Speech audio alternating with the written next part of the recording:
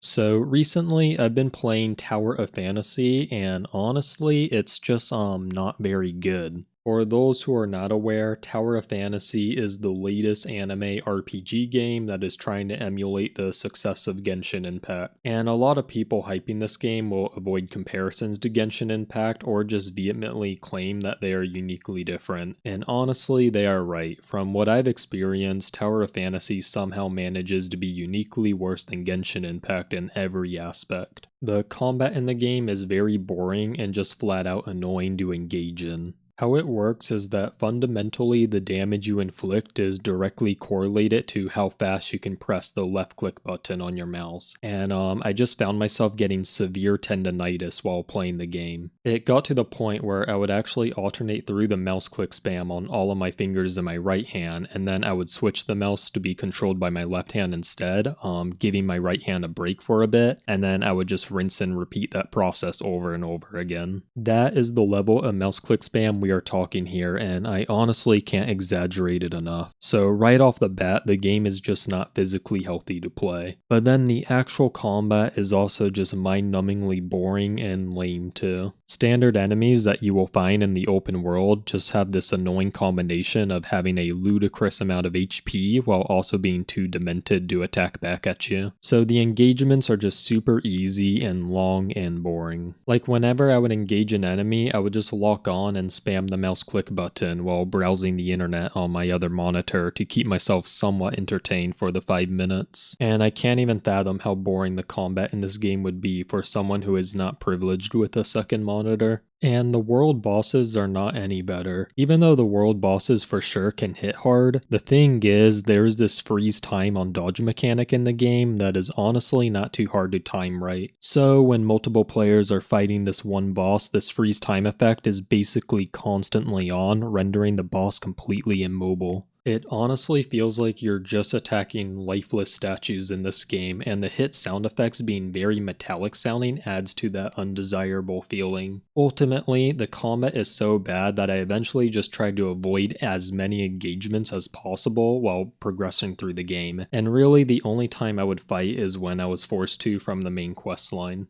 And speaking of the main quest line and the story in the game, well, it's pretty awful. Like, I don't mind video games having bad stories as long as the game doesn't spam you with cutscenes and dialogue all the time. But Tower of Fantasy does spam cutscenes and dialogue at you, and its story isn't good enough to warrant this. I don't want to get bogged down into too many details on why the story is so bad just to keep this review spoiler free, but basically everyone dies, and honestly it's just a massive ripoff of the anime Tower of God. The characters in the world they inhabit are completely lifeless and devoid of life. Compared to other anime RPG open worlds like Zelda Breath of the Wild or Genshin Impact, the world in Tower of Fantasy is very barren with little to do. And all of the open world puzzles I did happen to find were very trivial and honestly insulting to both my time and intelligence. The puzzles were basically on the level of shoot this glowy thing, or pull this giant lever, or put this box on this pressure plate and then stand on the other one. Oh wow, a door opened. Just the classic boring stuff that I don't think are acceptable by 2022 standards. And the characters and waifus are just very bland and I didn't find particularly attractive, like at all.